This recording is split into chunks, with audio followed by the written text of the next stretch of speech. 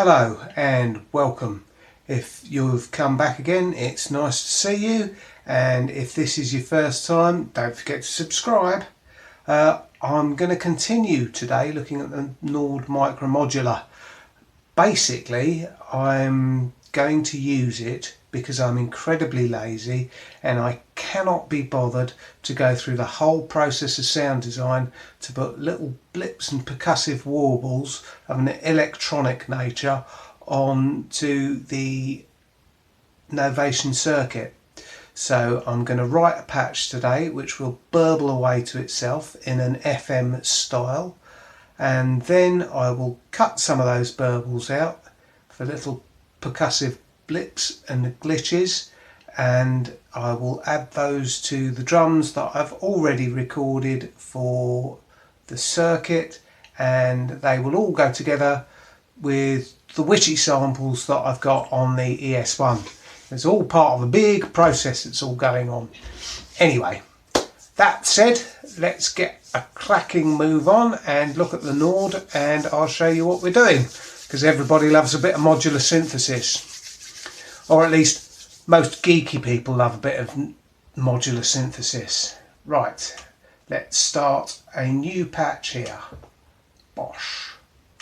Okay, so that's all new, and first thing I need is some sound to come out. So output channels, and then I will have an LFO with a clock because I want this to burble away to itself, so I'm going to have a clock to generate the burblings. And because I'm not so worried about the DSP load this time, I'm actually going to use some proper oscillators, and I'm going to use two, mainly because they have FM input on them as well, which when you're playing with FM synthesis is really rather useful. So that's the two audio sources coming out, and then I will have myself a little envelope because we want to be able to glitch it on and off. I don't want it all going at one time, and just because FM synthesis is fantastic but nothing beats a bit of subtractive, I'm going to put a filter in there as well. And you know what, I might even put a vocal filter just for the sheer joy. Oh no, my mistake, not the vocoder, almost the same, but not quite. There we go. Now, to get things triggering and going in the right way, I'm going to need some random stuff. And we've used random generators before, so I'm using that bog standard clocked random generator.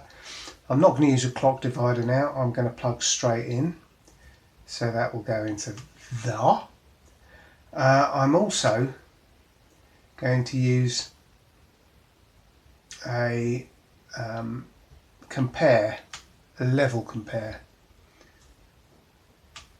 because then I can adjust the frequency of the glitches, and that level compare is going to lead to a pulse, and that's what I will use to trigger off the gates. Doink, and that goes in there. Now, the next thing that I'm going to do is take a feed out directly out of here and put it into the second oscillator, which I'm going to feed into the FM patch. You may have noticed you can't hear anything yet.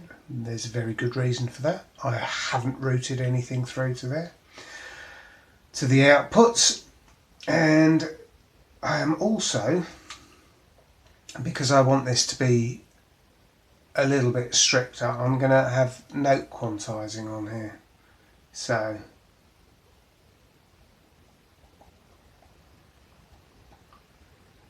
trying to decide which one to use. Let's go for this key quantizer, because that gives individual notes and the range that it's over. So take that random out there,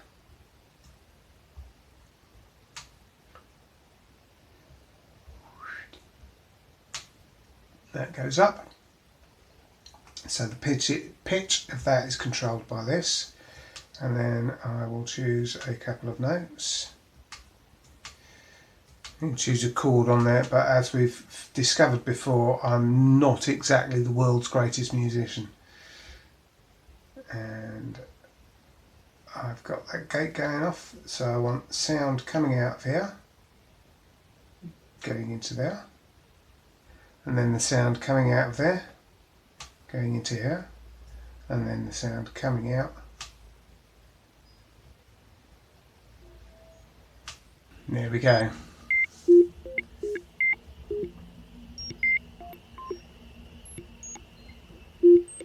Right, let us make things a little bit more interesting.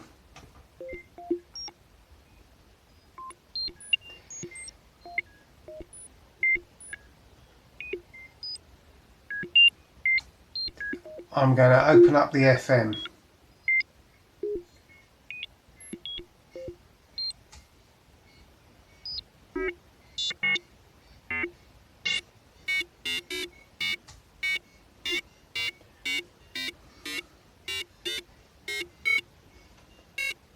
And then I'm going to introduce some LFOs to do some control of various parameters on here.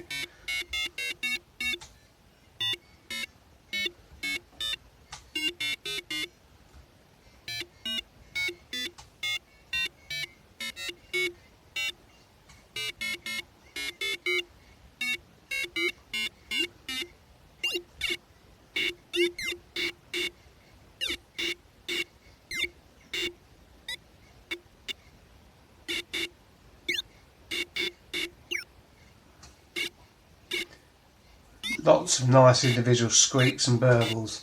There's something else I can do just to give a bit more variety on there. So I'm going to grab another LFO.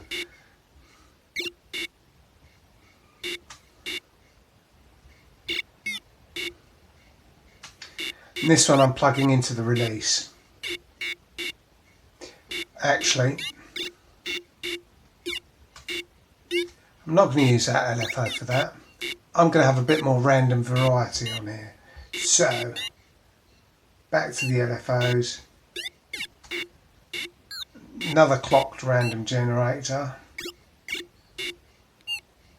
Take the same clock.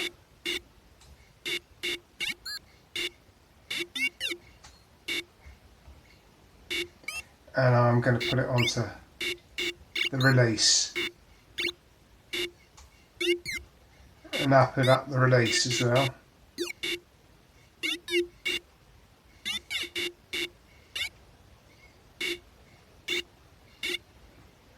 And there you go, you get some slightly longer, almost patterns in there, which is quite nice.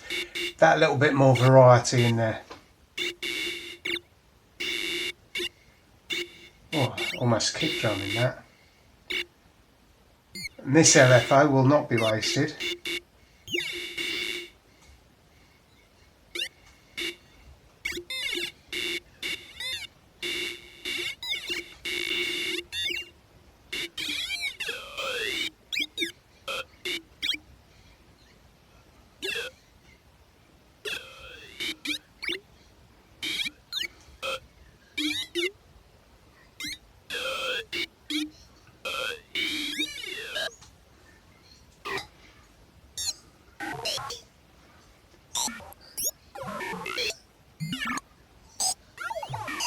There we go.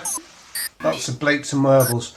Just as a little bonus, I'm going to show you how to do control with the knobs because it's really simple.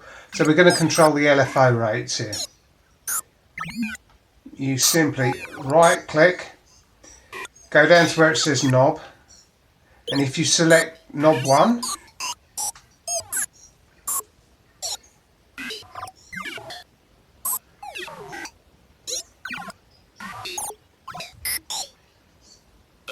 you can see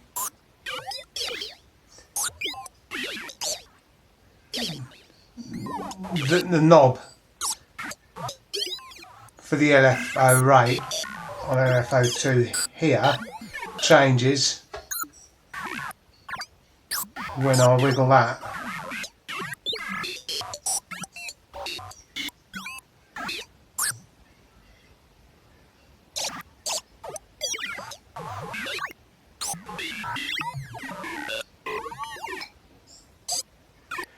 Okay, just a quick little guide on that one, and you can see me cutting it up at a later date.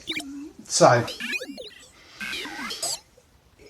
if you're enjoying what I'm doing, please come back, leave comments below, because I love to know what you think about the things, and I hope you've enjoyed it. If you haven't subscribed already, subscribe. And people on YouTube always said something about a bell. I've never quite understood it, but if you know what the bell is all about, let me know and press it, or do whatever it is you do with it. Have fun. See you later, kids. Bye.